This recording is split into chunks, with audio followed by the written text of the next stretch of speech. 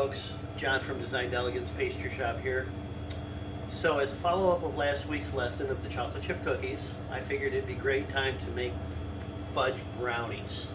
We're going to do a scratch recipe, and this is the recipe that I like because it's very rich.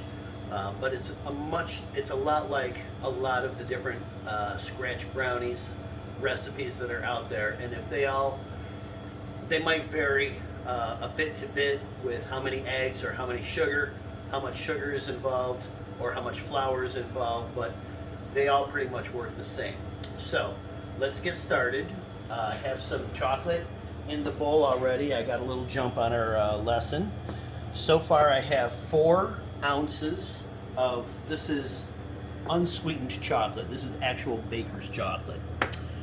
We need 8 total, so I'm going to take another 4 out of the package. Now this one is 1 big bar, okay? Some you'll find 8 individual pieces or 4 individual pieces. Here we have the bar, which is, you can break it in half. So here you have 2 ounces and 2 ounces. See how it's broken and perforated, so you can get exactly how much you need. Anyway, I like to break them up into pieces.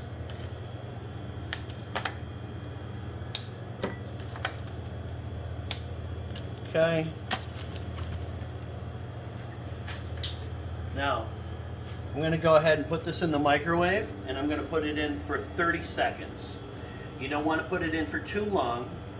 You want to start to build up a little heat, and then wait just a few seconds, and then stir it, and then start it again. So, we're just going to take a moment and walk over.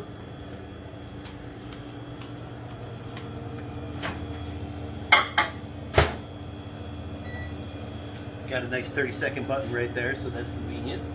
That always helps. Absolutely. Let me grab a spatula here. Okay.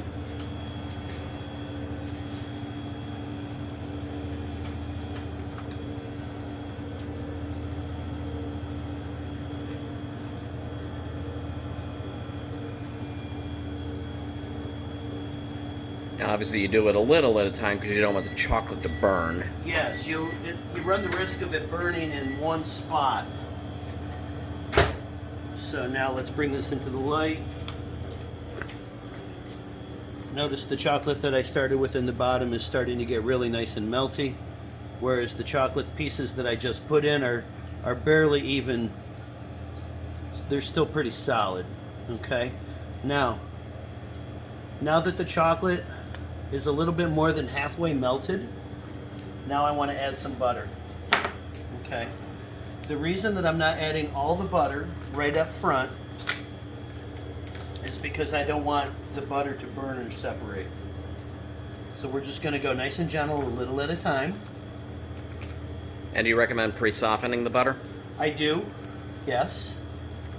It's always good to pre-soften when you're baking anything. Okay, so we've got start with 2 sticks here. It's always good to be gradual with your melting. That way you're not too fast or any one way. You can always use another piece if you need to melt or cool something down. See how I'm just going to break this a little bit? Mm-hmm. Give it a quick little stir in. See? Because I would think because this is sweet cream butter, it's going to pick up some sweetness from the butter, correct? Not too well. Yes, Not enough to replace the sugar, a little obviously. bit, but the chocolate is so bittersweet that it's not going to make much of a difference. Okay. That's what the sugar is for. Gotcha. So again, we'll do another 30 seconds. Now, if it was a larger amount of chocolate that I was working with, I could actually go 45 seconds or 50 seconds, depending on what I'm working with and where in the melting process I am.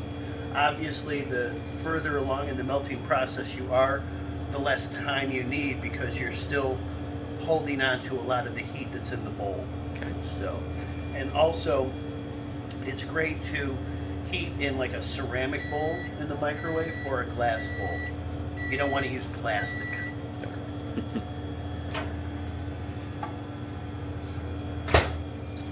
Okay. Notice how we have a little bit of separation with the butter. Uh-huh. A little bit of that is fine. It's nothing to worry about. Here, let's use the whisk. Okay. Now what I'm doing is I'm actually feeling to see how big the chunks of chocolate still are. Right. Okay, we'll give it a little stir. Notice I'm making gentle movements, and I'm not trying to stir it real hard. Just moving things around. Basically, I'm mostly getting a feel for it, though. Okay. Those chocolate chunks need to be melted smooth. So, let's add another 30 seconds.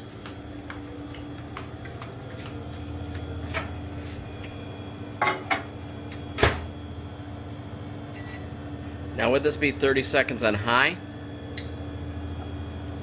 Yes, well, basically their normal temperature.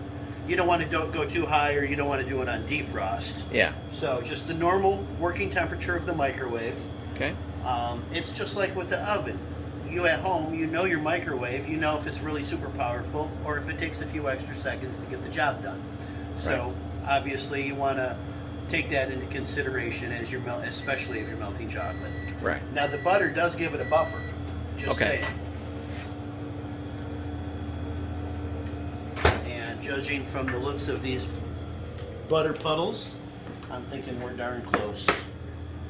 Now, you can also do this on the stovetop. Just do it on real low temperature and Very, just very low. slow and low. And slow and low, and you want to stir constantly if you're going to do that. Right.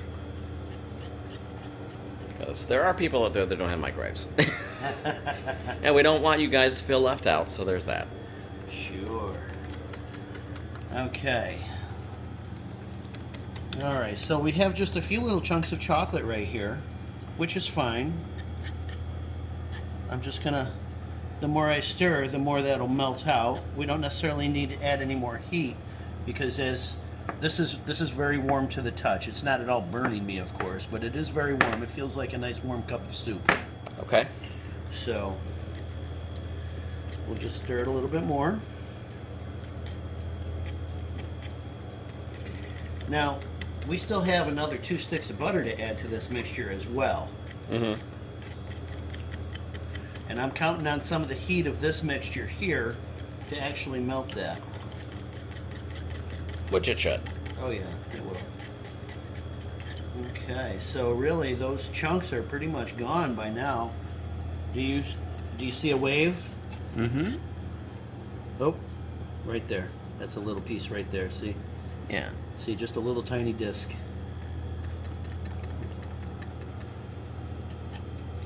Okay, we'll let that sit for a moment and rest. Now, in the meantime, what I want to do is take, in my mixing bowl, my KitchenAid bowl, I'm going to take 4 cups of granulated sugar. Okay. 1. Level not heaping, correct? Yeah. Well, it could be a little heaping, so I 2. don't hurt anybody, right? Well, basically, if one is a little less, then one can be a little more. Okay. You know. And besides, you know, over the course of 4 whole cups of sugar, an extra tablespoon is not going to make much of a difference. Right. So, okay, so here's 4 cups. Now that seems like a whole lot of sugar, doesn't it? It does. Yeah, well, that chocolate is very, very rich and chocolatey. So, anyway, so we're going to do our eggs. I'm going to use 8 eggs. Okay, now remember, I like to crack into a bowl and then add. Right, because that way if we have any kind of like shells or whatever, you catch Any them before they go imperfections, in. Yeah, you don't want to ruin the whole mix, especially when you've already just committed all that sugar. Yeah. And you've got all this happening. You don't want to mess up your mix halfway through. No. You can see we got no eggshells or anything in the bowl. Okay, so we're going to put this on here. I'm going to use my whip because I like to fluff the eggs. Okay, so get that mixing.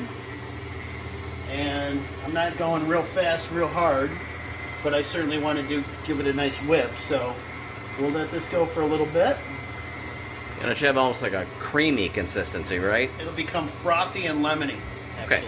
So, and while that's happening, I'm going to go ahead and add my vanilla too. Remember, I always use the cap. Yep. There we go. Okay. So, the idea, folks, is that we're going to take our warm butter chocolate mixture, and once the egg sugar mixture gets nice and light and frothy and creates a lot of volume, okay, we're going to add the chocolate to the bowl, mix it smooth, and what we're going to do is we're going to fold in our sugar from there.